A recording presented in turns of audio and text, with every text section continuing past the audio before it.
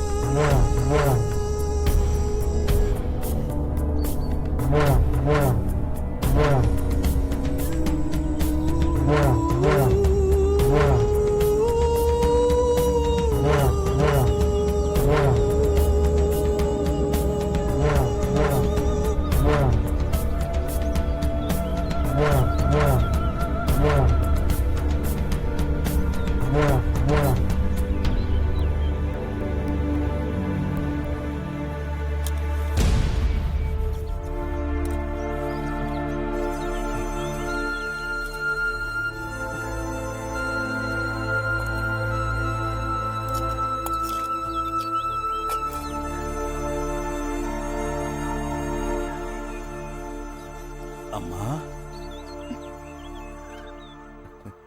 அப்பா, அப்பா, அம்மா, அப்பா, அம்மா, அப்பா, வாங்கப்பா.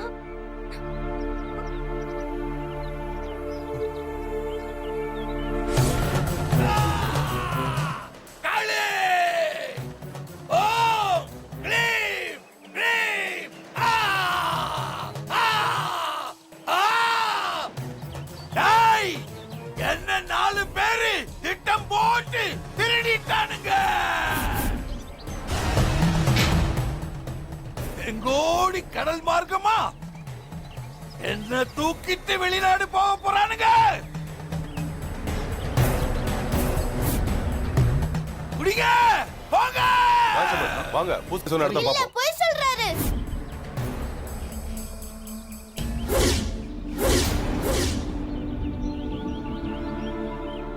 பூசாரி சொன்ன அத்தனையும் போய். சாமி சில பூசாரி வீட்டுக்கிட்ட தான் இருக்கு.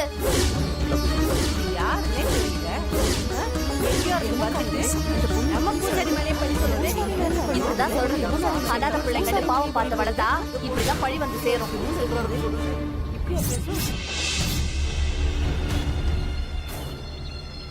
யார் இந்த பொண்ணு? அனாத பொண்ணுங்கய்யா. எங்க வீடு திண்ணில தான் படுத்து கிடப்பா. ஏய், வாய் மூடி சும்மா இருக்க மாட்டேன், வெளியே போ.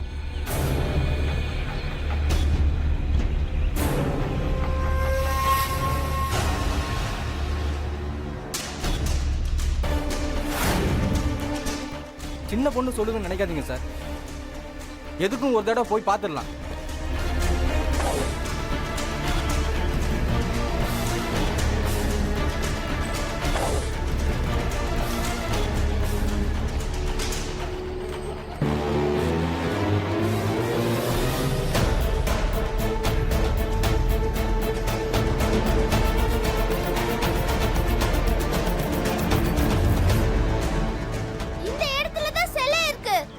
யோ, அந்த இடத்த தோணுங்க. யோ, அந்த பொண்ணு சொல்ற இடத்துல நல்லா தோண்டுங்கய்யா. என்ன ஏதுன்னு பாத்துருவோம்.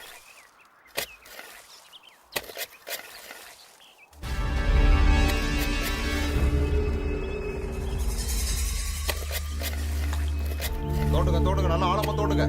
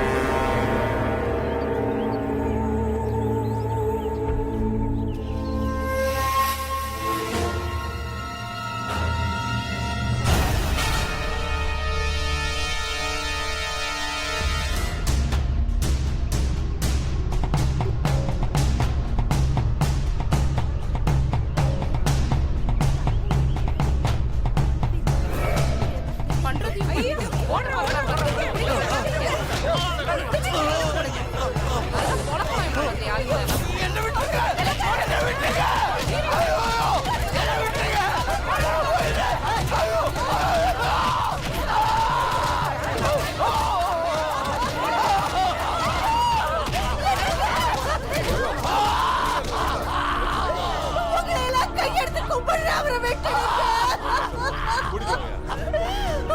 அவரை ஒண்ணும் பண்ணாதீங்க. ஐயோ, என் பிள்ளைய வச்சுக்கிட்டு நான் என்ன பண்ணுவேன்? என்னங்க?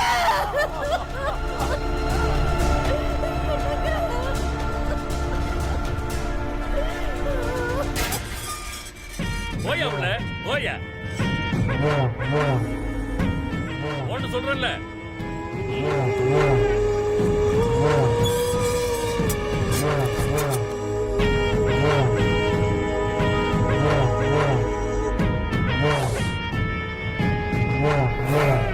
பூசாரி கையில இருந்த இந்த கோவில் சாவிய இந்த ஊரோட பொக்கிஷத்தை காப்பாத்தின துர்கா பாப்பா கிட்ட இதை ஒப்படைக்கலான்னு இருக்கேன். நீங்க எல்லாம் என்ன நினைக்கிறீங்க? சொல்லுங்க. அம்மாடி துர்கா, ஊர் பெரியவங்க எல்லாம் சொல்றாங்கல்ல, சாவி வாங்கிக்கோ. இந்த ஊரோட கௌரவத்தையும் இந்த கோவிலையும் நீ தான் பாத்துக்கணும். பாத்துக்குவியா? சரின்னு சொல்லு. நம்ம ஆத்தாவுக்கும் நம்ம ஊருக்கும் என்னால எந்த கலங்கமும் வராது. இது சத்தியம்.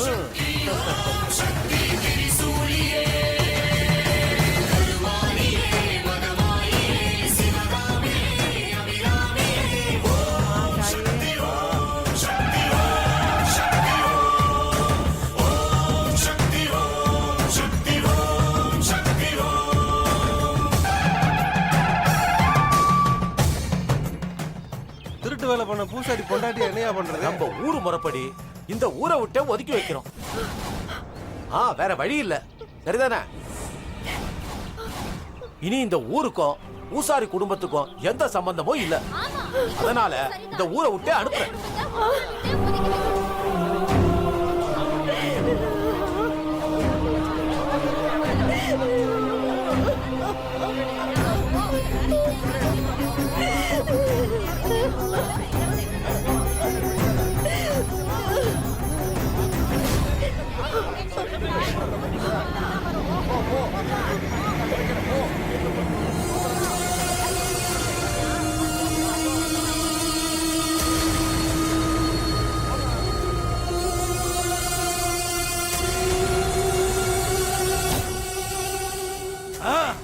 ஒட்டி படுக்க எல்லாம் எடுத்துட்டு வா.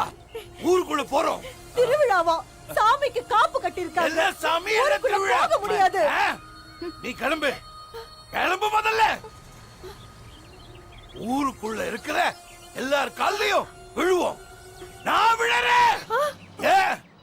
தேவைப்பட்டா நம்ம குடிய கெடுத்தால அந்த துர்கா காலையும் நான் விழறேன். அவ கால்ல நீங்களா? ஏங்க, உங்களுக்கு என்ன பைத்தியமா?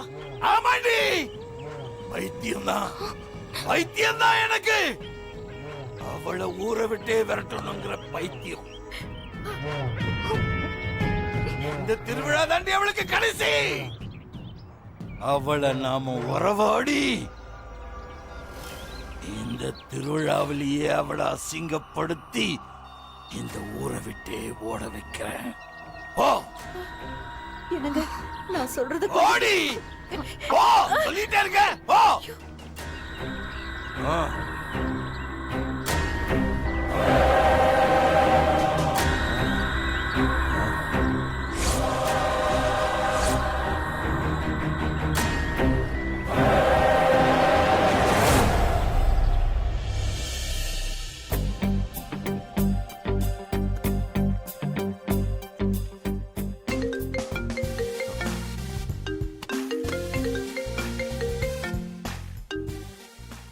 விக்கி சொல்றா.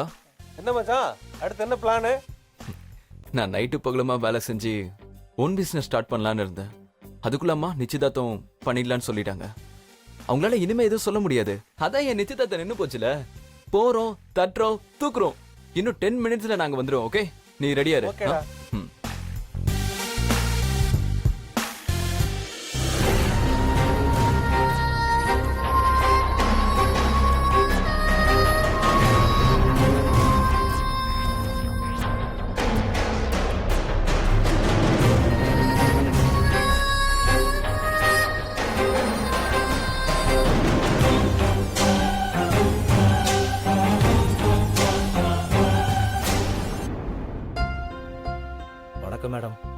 Very good morning. என்ன சந்தோஷமா சொல்ல வேண்டிய குட் மார்னிங்க இவ்ளோ சோகமா சொல்றீங்க? மேடம் நீங்க எதுக்கும் டென்ஷன் ஆகாதீங்க. எல்லாமே பேசி தீர்க்க வேண்டிய பிரச்சனை தான். என்ன சொல்றீங்க? நான் எதுக்கு டென்ஷன் ஆகணும்? டிவியில நியூஸ் பாத்தீங்களா மேடம்? நியூஸா? ஆமா மேடம். என்னாச்சு? வர வர என்ன மாதிரி நடிகர்கள் எல்லாம் நடிக்கலாமா இல்லனா இந்த ஃபீல்டு விட்டு போயிடலாமான்னு தோணுதுங்க. ஏன் சார்? பின்ன என்னங்க, ரவுடிசம் பண்ணி திடீர்னு கூப்பிட்டு கால் ஷீட் கேட்டு டார்ச்சர் பண்றாங்க. பெரிய ப்ரொடியூசருங்கிற பேர்ல மாஃபியா மாதிரி மிரட்டுறாங்க. இவங்க டேட்டுக்காக ஆள் கடத்தல், கட்ட பஞ்சாயத்து வரைக்கும் தைரியமா இறங்குறாங்க. அவங்களுக்கு போலீஸ், அரசியல் பலன் எல்லாமே இருக்கு. எங்க போனாலும் எனக்கு ஒரு நியாயமான தீர்ப்பே கிடைக்கலங்க. எனக்கு உங்க மூலியமா தான் தீர்ப்பு கிடைக்கணும். நீங்க தான் அதுக்கு உதவி பண்ணணும். இப்போ நீங்க வைக்கிற இந்த குற்றச்சாட்டு யாருக்கு எதிரானதுன்னு தெரிஞ்சுக்கலாமா? குளோபல் பிக்சர்ஸ், சித்ரா தேவி அவங்க மேலதான்.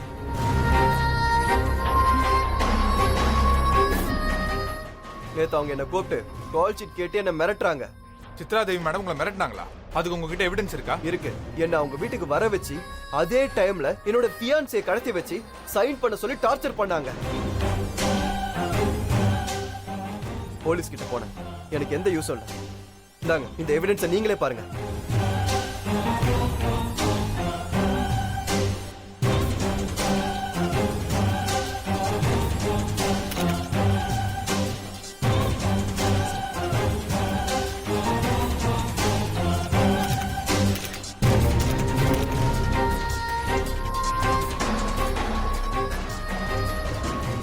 இந்த எவிடன்ஸ் போதுமா? சொல்லுங்க, இப்ப என்ன சொல்றீங்க?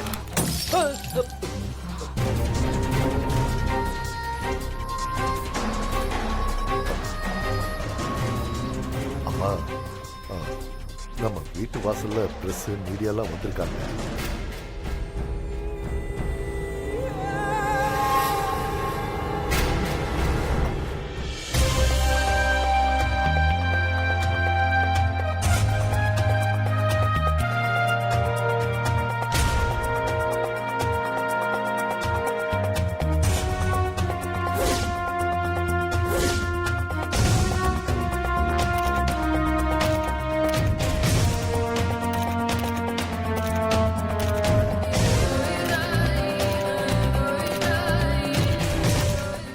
மேடம், ஆக்டர் அக்ஷய் சொன்னது உண்மையா?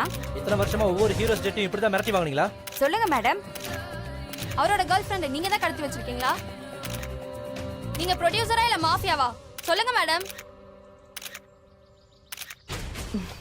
ஏ எல்லாருக்கும் ஏதாவது கட்சி மீட்டிங் போகணுமா? ஏன் இவ்வளவு அவசரம்? ஒவ்வொருத்தரா கேளுங்க. மேடம், ஆக்டர் அக்ஷய் சார் உங்க மேல பல குற்றச்சாட்டு வச்சிருக்காரு. நேத்து அவரை கூப்பிட்டு மிரட்டி கால் ஷீட் வாங்குனது உண்மையா மேடம்? சொல்லுங்க மேடம்.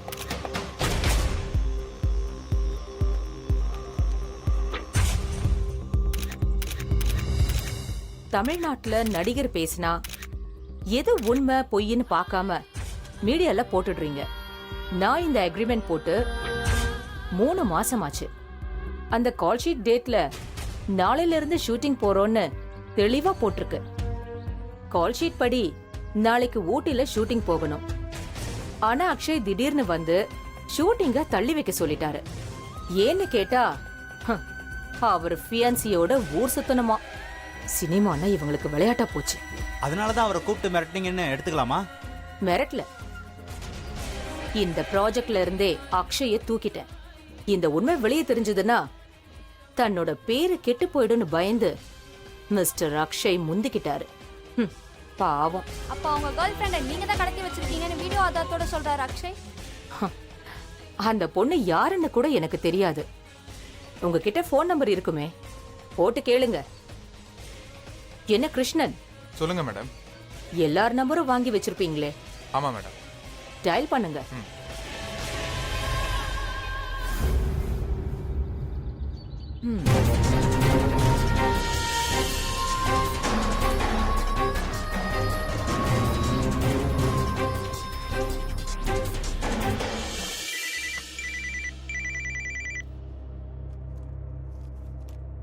மேடம், நீங்க அக்ஷய் சாரோட ஃபியான்சி தானே?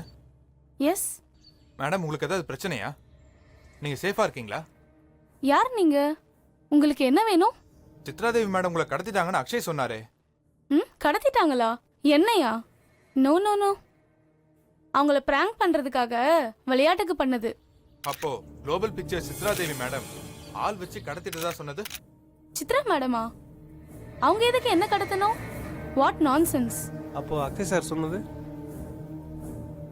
அது அக்ஷய் தான் சொல்லணும். என்கிட்ட ஏன் கேக்குறீங்க?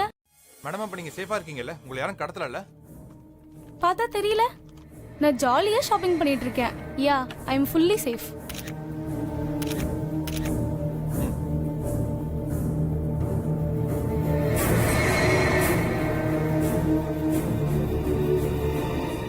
பேங்கிள்ஸ்லாம் எடுங்க.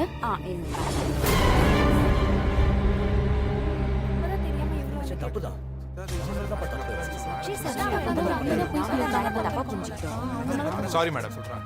அக்ஷய் இப்படி ஃபால்ஸ் இன்ஃபர்மேஷன் கொடுப்பாருன்னு எதிர்பார்க்கல. உங்களுக்கு நியூஸ்ல பரபரப்பு வேணும்னா ப்ரொடியூசர் கவுன்சில் எலெக்ஷனை நாட்டு பிரச்சனை மாதிரி மாத்துவீங்கல்ல, அத பண்ண வேண்டியதானே. என் கேரக்டர் பத்தி ராங் இன்ஃபர்மேஷன் போட்டிருக்கீங்க. Sorry madam. நோ மேடம், நான் அவங்க சொன்னதை நம்பிட்டோம். Sorry madam. இந்த சாரி சொல்றதுல லாஸ்டா இருக்கட்டும். நெக்ஸ்ட் டைம் இந்த மாதிரி ஃபால்ஸ் இன்ஃபர்மேஷனோட கேமராவை எடுத்துட்டு வந்துடாதீங்க. One last question madam. Global pictures இந்த 60 வருஷத்துல இன்னைக்கு வரைக்கும் நீங்க சொன்ன டேட்ல தான் படம் ரிலீஸ் ஆயிருக்கு. இதை நீங்க எந்த ஹீரோக்காகவும் மாத்திக்கிட்டது இல்ல. இப்போ அக்ஷய் இந்த படத்துல இல்லைன்னு சொல்லிட்டீங்க. அப்ப எந்த ஹீரோ நடிக்க போறாரு? ஹீரோ ஃபிக்ஸ் பண்ணிட்டீங்களா? சொல்லுங்க மேடம். பண்ணியாச்சு. ஓ, யார் மேடம் அந்த ஹீரோ?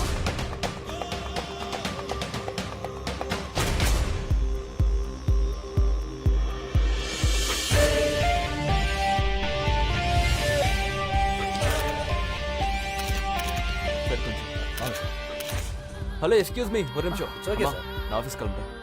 சரியா? பாய்.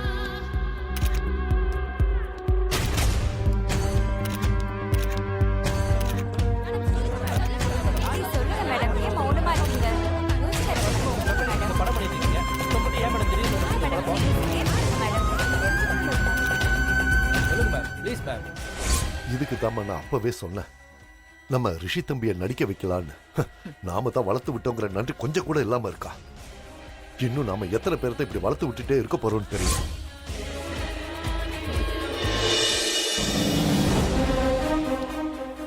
ரிஷி,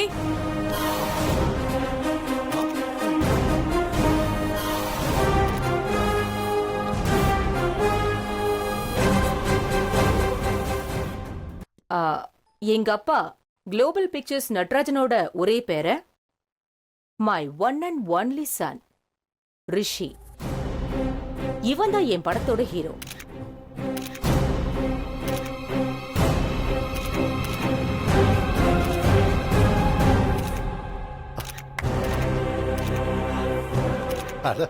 அது கொடுங்க தம்பி.